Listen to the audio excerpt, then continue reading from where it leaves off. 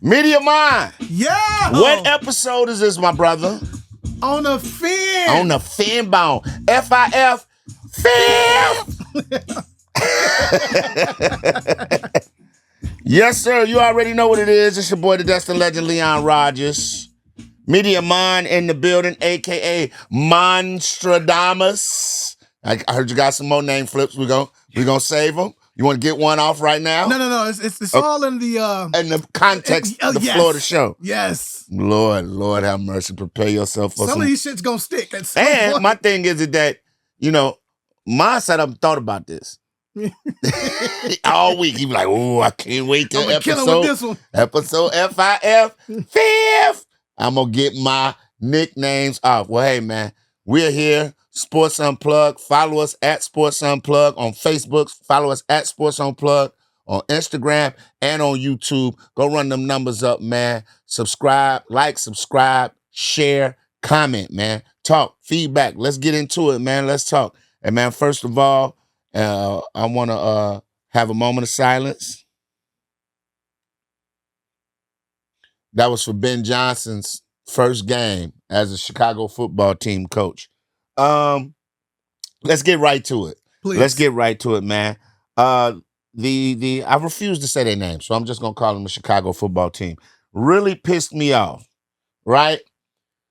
Doing their thing. First drive, 5 for 5, 64-something yards. You know what I'm saying? I'm like, okay, it is what it is. Look out. Buddy look real good. Then after that, they got out coached. Caleb was playing. He plays backyard football too much. Like, it seems like he's more comfortable playing backyard football than he is playing on-time football. Now, I will say this. It did seem like he was getting the ball out, but it seemed like everything was checked down. And I think, too, that they've coached him so much about getting the ball out and being on time, he's not even looking to take shots downfield. Because he missed more. He missed a gang of people. And then when he started taking the shots downfield, the balls were terrible. The balls were absolutely horrible. But then he ran to the sidelines, side on one of the doomsday was crazy. So you see it there. But we got to get him to play quarterback all the time and not play athlete running around all the time. Because that's what I think he's doing. Personally, that's just me, my opinion. If he is playing backyard football, I don't mind it if you're going to be consistently successful in doing that. But you can't. Right? I don't think you can be consistently successful playing.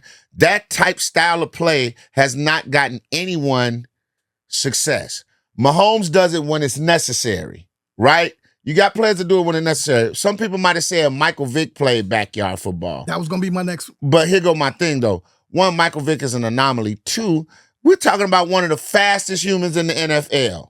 Like, so when he thought he couldn't get it there with his arm, he would cover 20 yards in a heartbeat. Vic did take the ball down the field. Vic took shots. Like, I need Caleb to be a little gunslinger, man. I need some more gunslinger mentality. Throw the interception. So what? If you're trying to make a play, I ain't mad. I didn't like his accuracy. He missed it more was terrible. Yeah. Twice. What they say, like 42% of his passes in the second half? Even the throw to Komet, he just made an all-pro catch. Yeah. Right? We can't live like that, and we definitely can't live with Swift. And I don't even know why I'm saying we, because I don't even rock with the Bears like that. I do, man. But it's pissing me off. I thought they looked great in preseason. I thought that we would be able to continue that play. They look really good for 3 quarters, but you got to finish the game. You got to run through the tape, big fella. Who looked good for 3 quarters?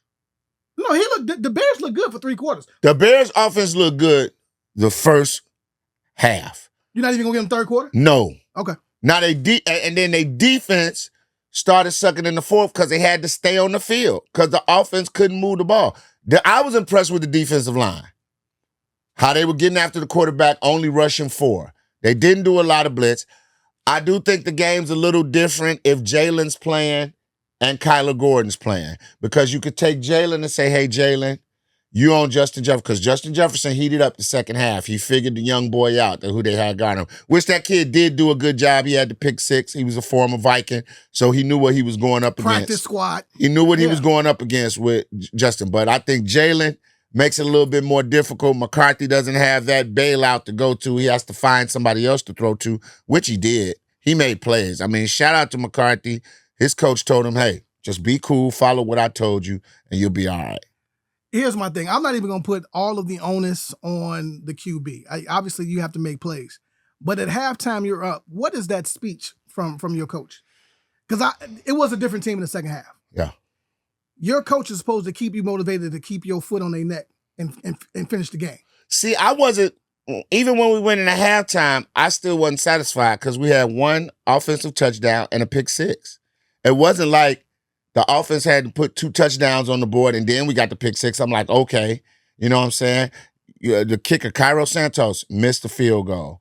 That makes a difference too. And then when I said coaching, on that kickoff, instead of having Cairo Santos trying to kick it out of the back of the end zone, which he's not strong enough to do that, kick it out of bounds. No time runs off the clock. You still get the 2-minute warning. Now, you might have had more than just 19 seconds to play with after they went down and scored. That's just saying if they score. But it just run and kick the ball 2 feet. It's a penalty. Clock doesn't move. So it's coaching too. Like Ben Johnson got a little out-coached.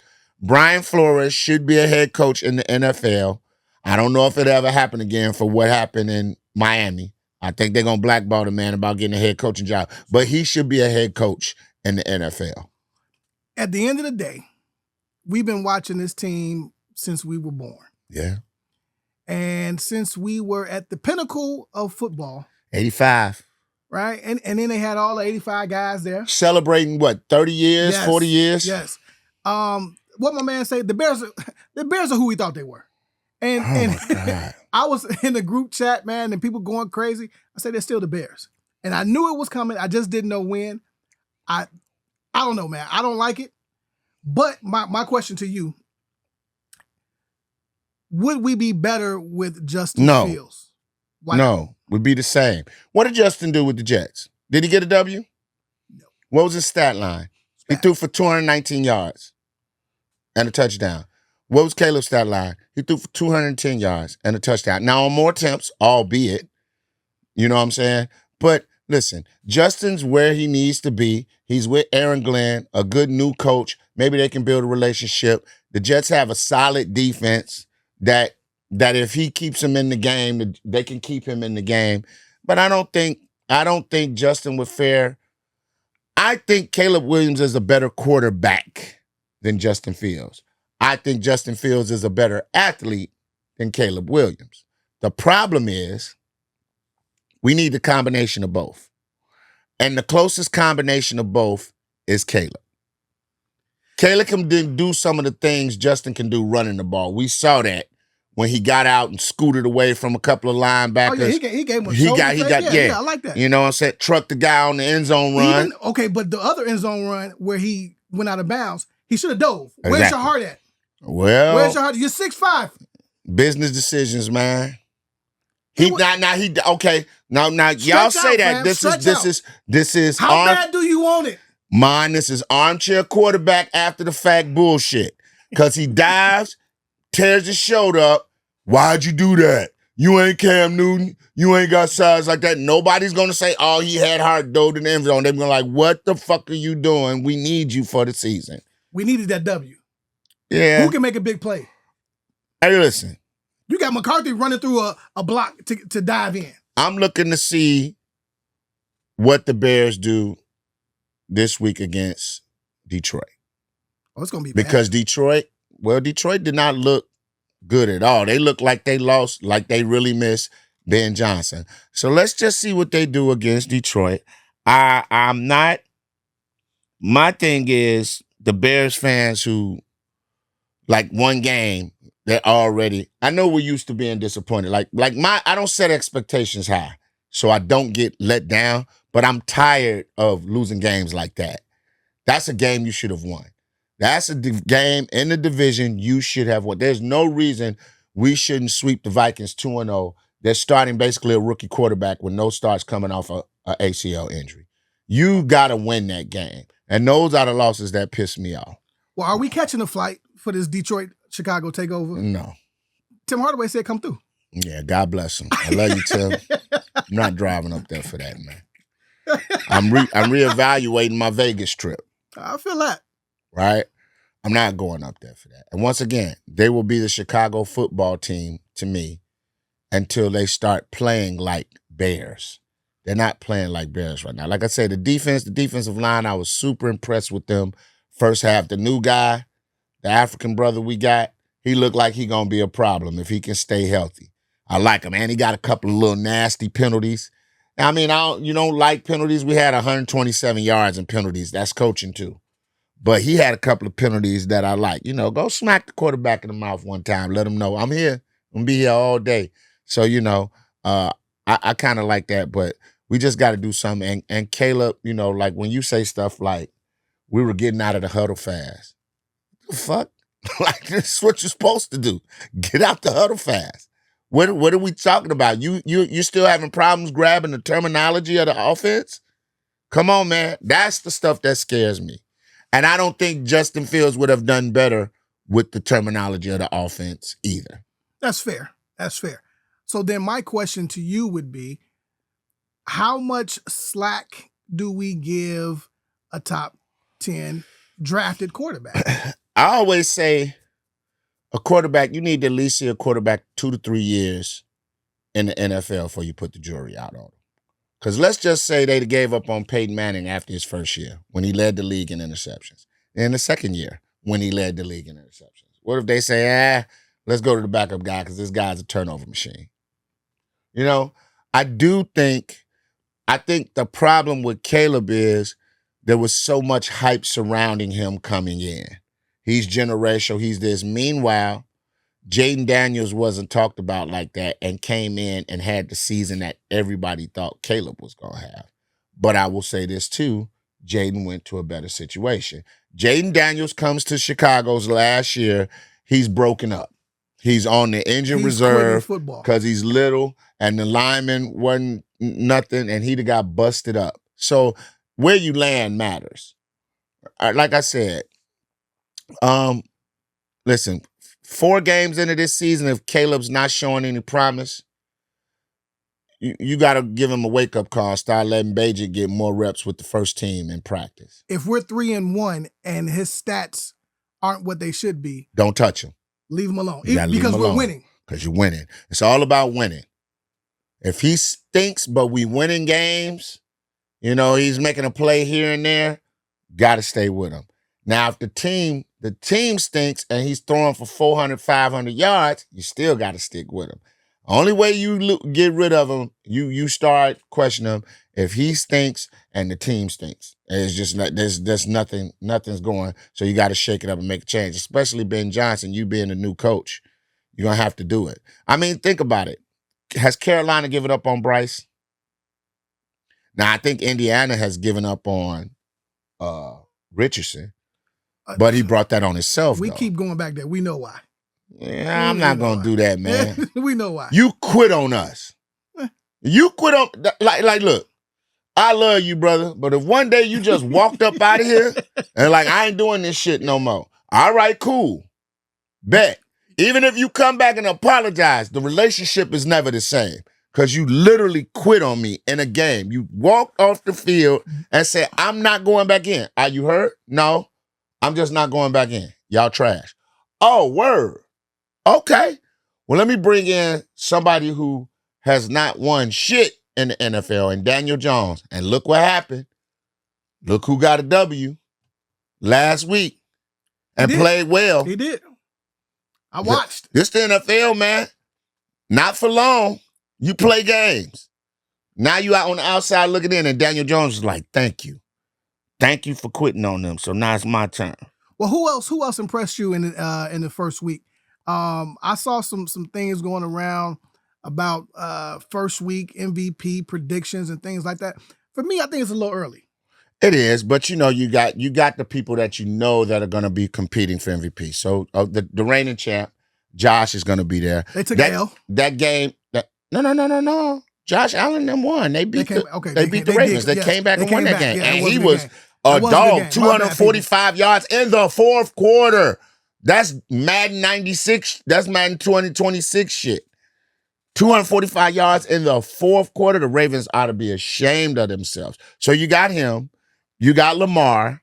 You got Patrick, a.k.a. future GOAT. He took an L. He took an L. Yes. He took an L. You got to put Hurts up in there from Philly. Hurts even is though always there. He had pedestrian stats, but he made the plays when he needed to give them the win, right?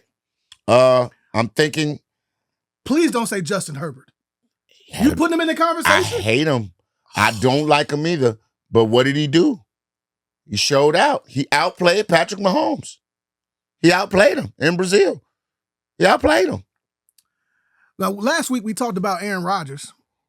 Another dude who I don't like. He'll forever be a Packer to me. But Aaron Rodgers threw for how many touchdowns against the Jets? What, 4? The old man showed up. Let's just say, and I had this conversation, shout out to my man Kevin Bozeman, man. I had this conversation with him on his podcast. Let's just say Aaron Rodgers, in the division that he in, competes with the Ravens. Let's say he splits with the Ravens, and he gets 9 to 10 victories, and they're battling the Ravens to the end of the regular season for who's going to win that division. And he's putting up numbers. Let's say he's averaging 3 touchdowns a game. Let's say he throws for 4,000 yards. Hell, let's say he throws for 3,500, 3,800 yards. Maybe 40 TDs and only 5 interceptions. I think you got to put his name in the mix. And I know Kevin Bozeman hates when I say this. Age is a factor for me. Like, if Josh Allen does it at 25, well, that's what we expect from him. He's young. But this dude to do it at 40, it's kind of like the LeBron thing in the NBA. You could say longevity, that he's hanging around padding stats, but if he's still getting off dropping 25 against dudes that he could be their father, you can't just throw that out the window, right? You didn't do it for Tom Brady. Tom Brady was with New England. When that ship started sinking, he said, hey, they don't want me here.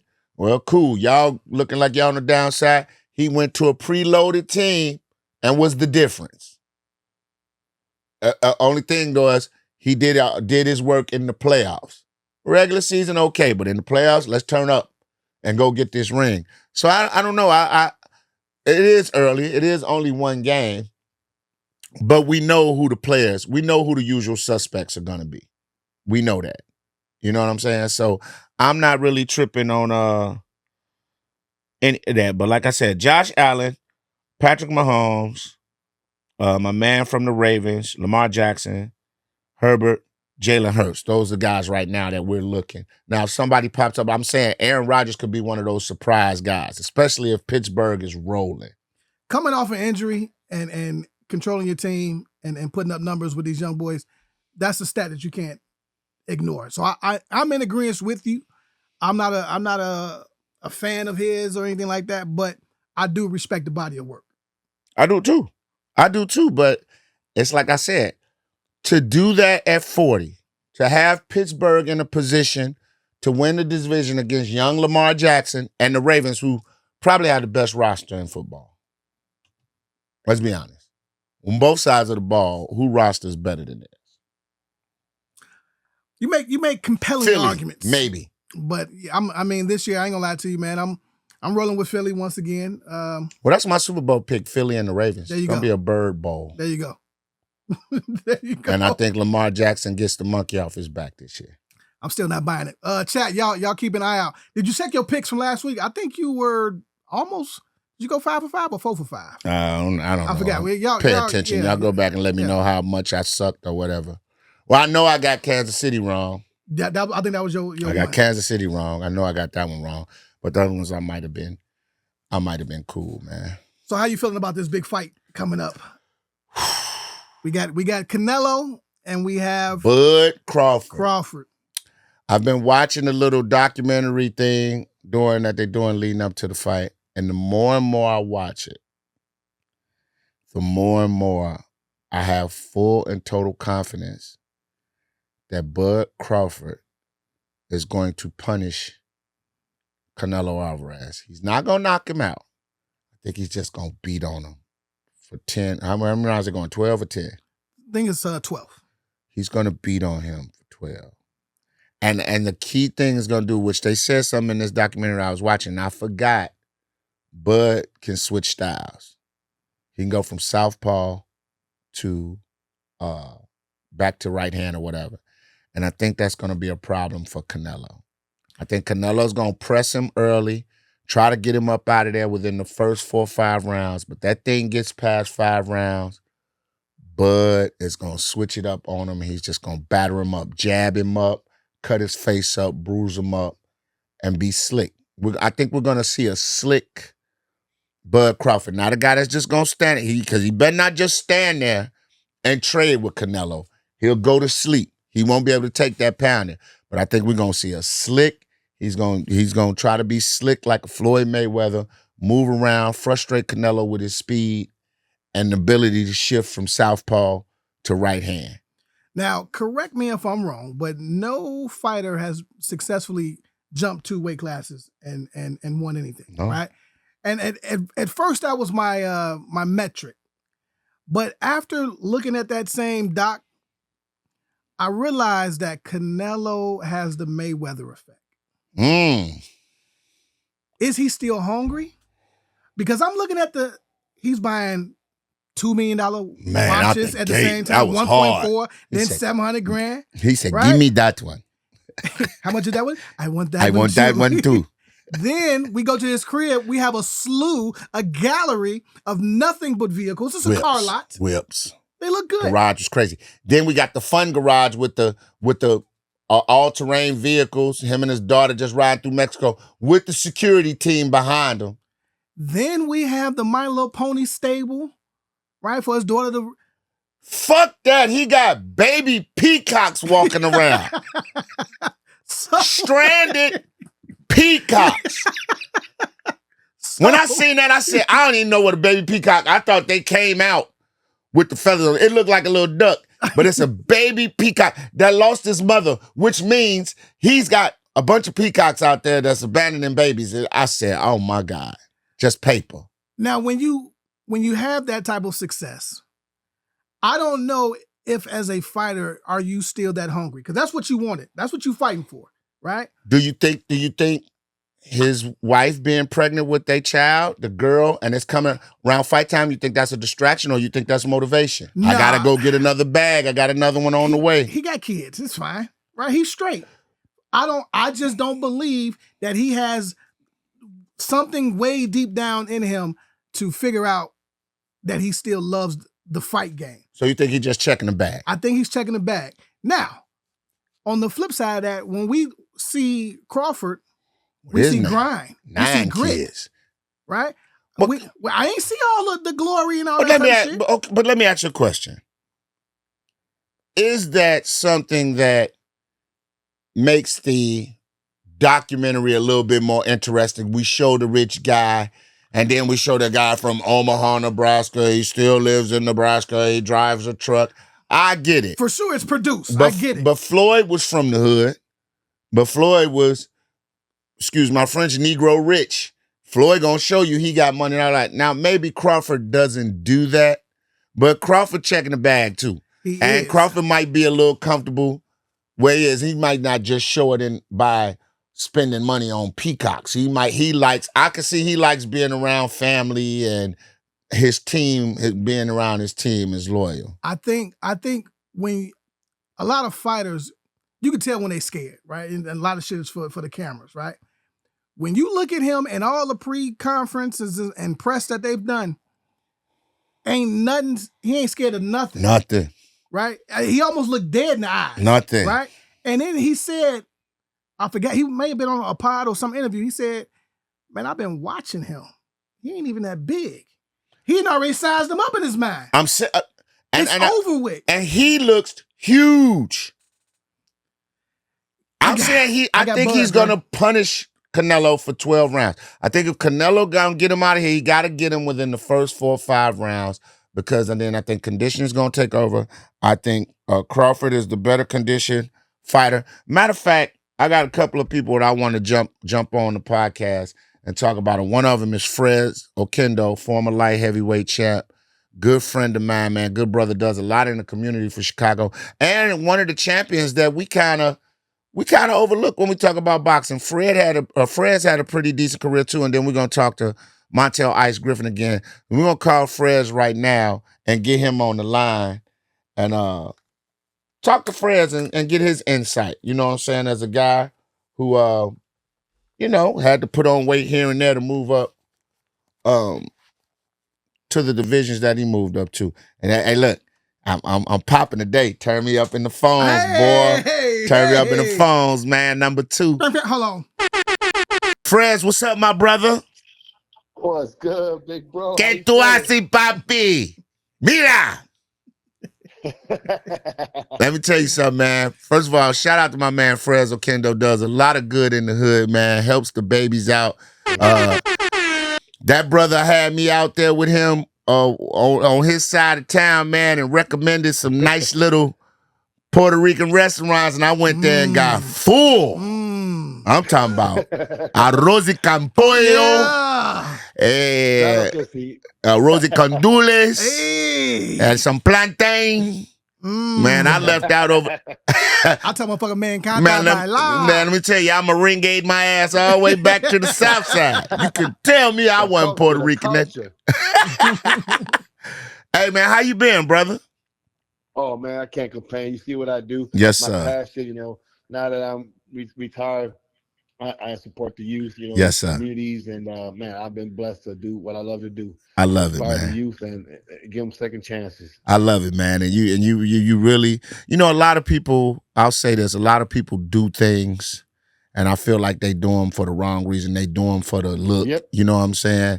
Man, you had your head down, and a lot of people don't know. I actually be quite mad that you don't let a lot of people know all the time what you're doing. You just move in silence, because I do think it needs to be recognized. I do think when they talk about the children need more stuff to do in the city, you're at the forefront of that, brother, and we appreciate you for that. No doubt. Thank you guys for that. All right, let's get to it, man. I need your expertise as somebody that has laced them up and got in that squared circle and went to war. Big fight this weekend. Canelo, Bud Crawford. Give me your what you think's gonna happen. What do you feel about each fighter going into the fight, and your final prediction? Who gets the W? That's a good one. I'm gonna explain it to you right now. Okay. Being a world-class athlete and boxer, the difference in this fight is gonna be pretty interesting, because remember, Canelo moved up to light heavyweight, and he fought who is the current undisputed champ, Bivol. He lost, yeah, but it wasn't like a beating. Right. It was pretty close loss, but he lost. But by that being said, he took light heavyweight punches with no problem. So I just want to inform all the so-called experts that think that Crawford is just gonna steamroll Canelo. They're singing the wrong tune. And Canelo has been doing this for a minute. Even though Crawford's older, remember, Canelo's been doing this as a shorty, man, as a teenager. 14, 13. He fought Mayweather when he was only 21, when Mayweather was a monster. And it was a close fight. He lost a majority decision. Now, back to 15 years or more later, now this Crawford fight's coming. The difference in this fight, Crawford is no slouch. Crawford is a beast. You see what he did to Errol Spence, Porter, Sean Porter, and all that. He smashed him, no problem. 147, I think, the 100. But remember, he's moving up not one, not two, 3 weight divisions. Damn. And against not only a good, powerful fighter, he's a slick fighter, a Mexican with slick moves. Okay, let me hold on. Let me interrupt you right there. So you think Canelo has a realm of slickness to him too? Because I thought maybe Crawford would be the slicker fighter, but you said Canelo has that slickness too, that can move and counterpunch and get around the ring. Yes. Do not sleep on Canelo. Canelo, because of these big fights, when he fought light heavyweight, he fought Bivol. Remember, Bivol's a beast.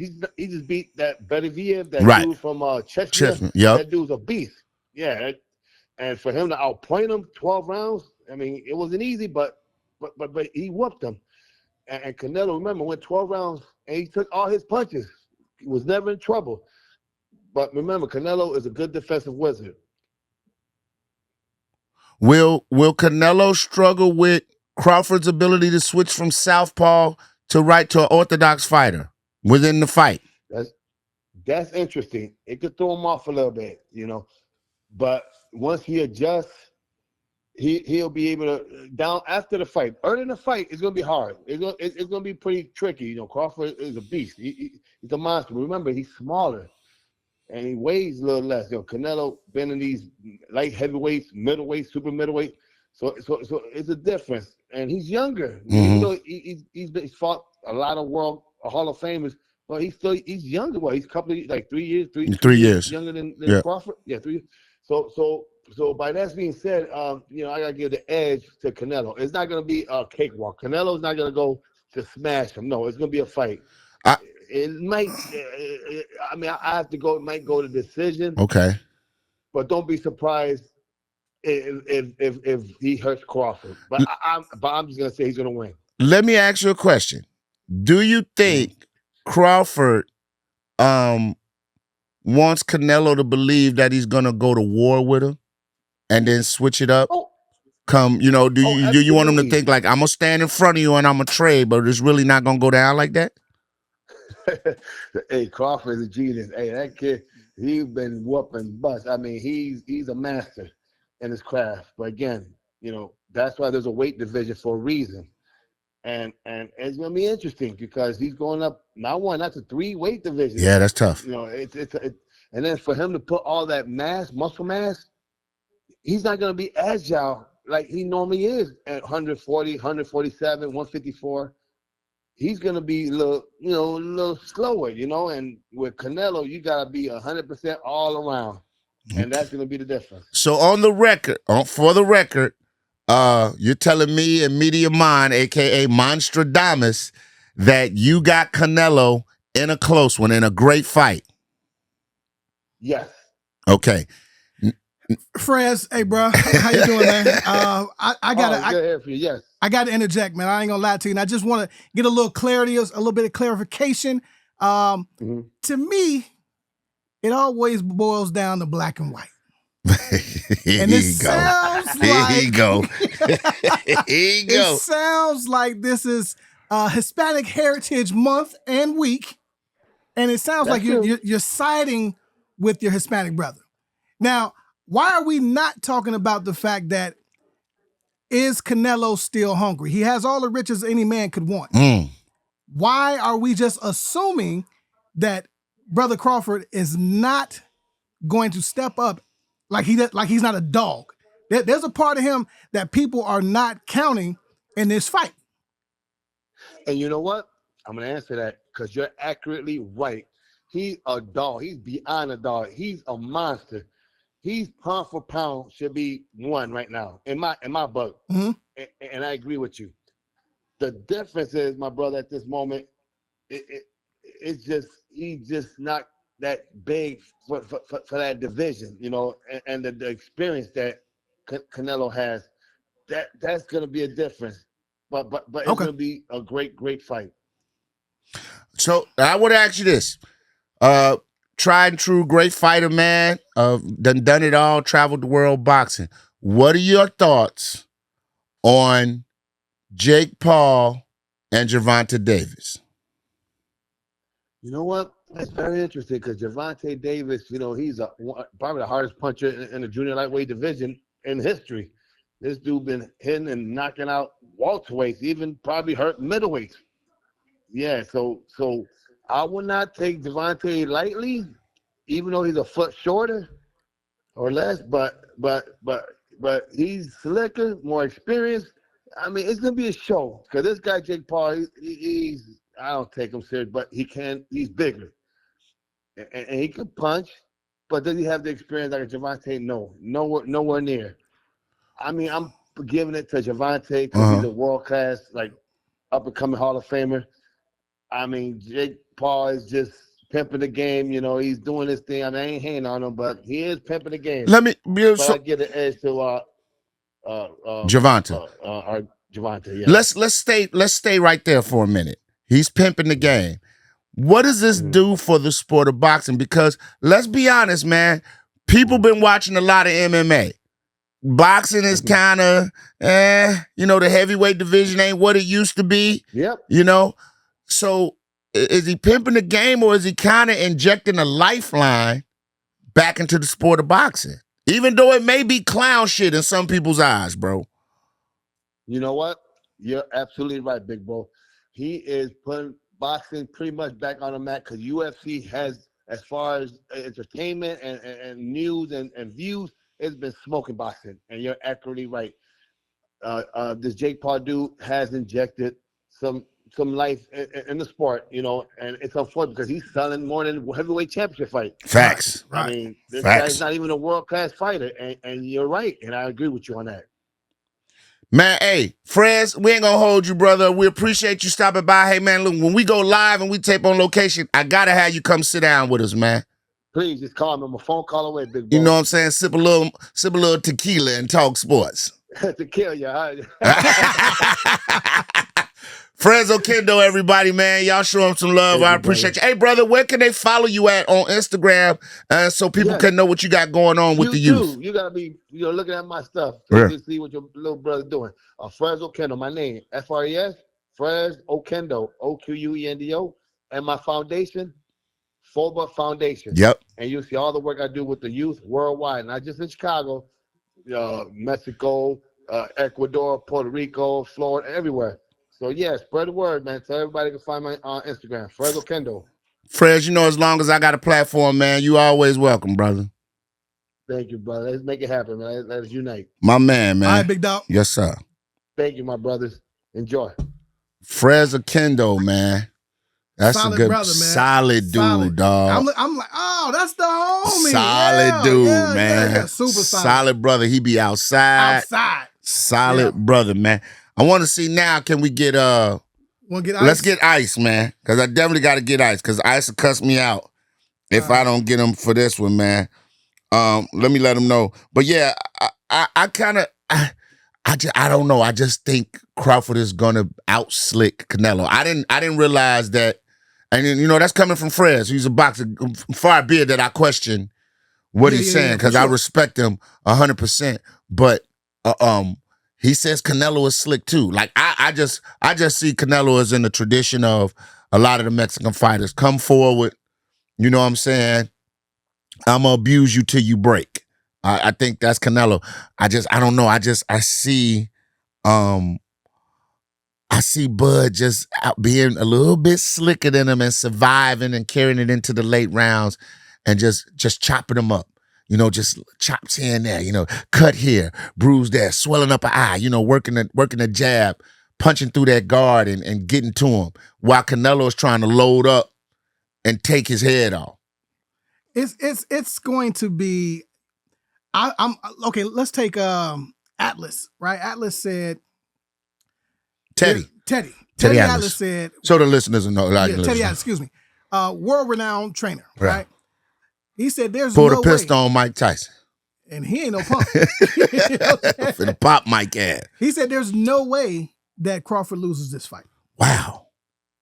And he said a lot of people are underestimating what he has in him, and how he'll do whatever it takes to win. I don't see. That's the part I can't understand about people thinking Crawford ain't got dog in him.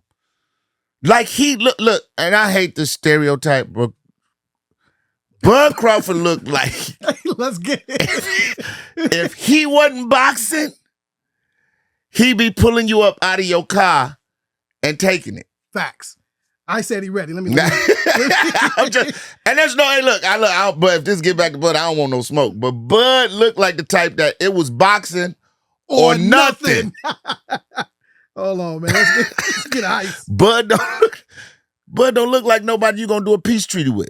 I'm just keeping it real. Bud wants all the smoke. It's up, bro. Bud is the little silent dude in the cramp to keep his hands. Please leave your message for. Oh, look, tell this man. Come on, Ice. He probably trying to call you. Ice probably trying to call you. There we go. Get my man Montell Ice. Hello? There he is, the iciest one. Ice. Montell Ice Griffin in the building, the iciest one. What's up, my brother? I ain't never heard that one before. The iciest. Yes, sir. Shine on What's him. going on, Champ? Man, let's talk about it, man. Let's get right to it. Big fight this weekend. You know I got to get your input on it. We talked to Fred Oquendo. I want to see what you say. I want to know, what do you expect from both these fighters this weekend? How does each one have to come prepared to win this fight? And then I want your final prediction of who you think is going to walk away the victor in this boxing match. Well, this fight is a very crazy fight. Never in history has a guy went up three weight classes in 2 fights. You know what I'm saying? He fought 147. He fought went up to 54. Fought Mackinac. Took off a year, and now he's going up 14 more pounds. So on paper, you know what I'm saying, Canelo's supposed to win. Uh-huh. But if Bud put something together, man, if Bud be undisputed in 3 different weight classes, That's GOAT status. That's GOAT status. Yeah. Hey, look, but Ice, let me ask you a question. Okay, so let's just say I'm Canelo. What if you're in Canelo's corner? How are you telling them? What are you telling them how to beat Bud? We gotta walk to him, make it a war. We can't try to box him. He ain't go out boxing. We gotta walk to him and hit him on the arms, the hips, wear him out. You gotta think on too. Bud is 168. But his body naturally is not that big. He's been training at 47, 54. So after like 6 or 7 rounds, he's going to probably lose about 10, 15 pounds. Wow. During the fight? That's crazy. Yeah, you lose weight during the fight because all the liquids and everything. Getting beat out, yo. Sweat down 10 pounds. Right. Now flip it. You're in Crawford's corner. What are you saying to Crawford? We can't slug. We can't slug. Just because you get hit up with a punch, you can't get mad and try to slug with him. You got to box, use your legs, and move around. Do you think Crawford's ability to switch from southpaw to an orthodox style of fighting is going to really frustrate Canelo, or will Canelo be able to handle it because of his championship pedigree? I mean, you know, when we go to camp, we spar southpaw, we spar right-handed. But it's a little bit different during the fight. But Canelo been around a long time. He's gonna be ready for it. He's got to keep his hands up. You know, he's a little bit bigger, he's stronger. So it's all about confidence, not getting hit with nothing stupid and everything. But he had to walk the bullet, try to beat him up, make it a war. How do you see this fight turning out? Who do you have as the winner? I mean, like I said, on paper you got to go with Canelo. But like I said, Bud pulls this out. He the GOAT. So you're on record. 37.5. You're on record saying Canelo's gonna win this fight. Yeah. I'll say Canelo will win. Is it a knockout or is it a decision? If he knock him out, I wouldn't be surprised. But do you think we seen Bud get hurt by Gamboa? We seen Bud get hurt by the Russian. We seen Sean Porter kind of suck him up. We you know, Canelo beat up Berlanga real bad. But he was 200 pounds, so you know what I'm saying. But Bevo on paper it's supposed to be a domination. Bevo put hands on Canelo though. He was too big. Yeah, Bevo is huge. I see what you're saying. He's too big for him. Hey, brother, we appreciate you checking in, man. I did. Okay, hold on, Ice. Ice, I got one question for you. Right? When you talk about fighters, there's an inner dog that lives in them, and they fight for a purpose and a why. Does Canelo still have a why, being that he's so successful, or is this a money grab? Because for me, when you think about that, I think that edge goes to Crawford. Crawford still has something to prove. I don't know if Canelo still feels that way. Lose to no small man. Okay. You know that'll embarrass. That'll ruin his legacy if he loses to Bud. That's why he didn't want to take the fight at the beginning. Wow. Because he said he had nothing to win. Montell. So many people picking Crawford, so it's going to be interesting now. Montell Ice Griffin in the building, man. We appreciate you stopping by. And hey, the next time we call you, bruh, try not to be making a sword during the interview. I'm sorry. What was you doing? What did you do with that? Boy, cooking pies right now. I don't know what's going on.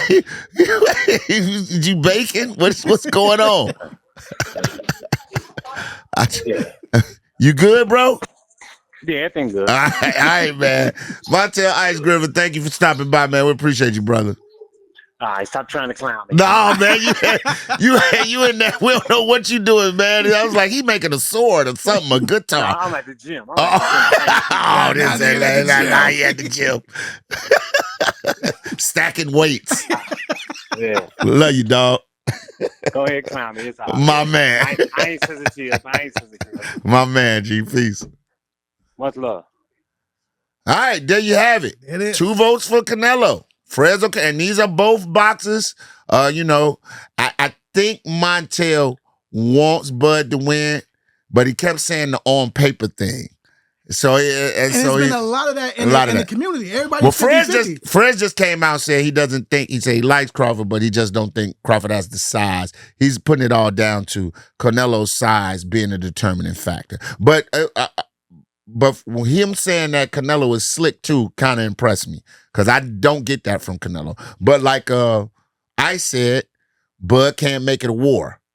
Bud's got to stay slick and move around because if you stand in front of him, it's going to be a long or a short night. Yeah.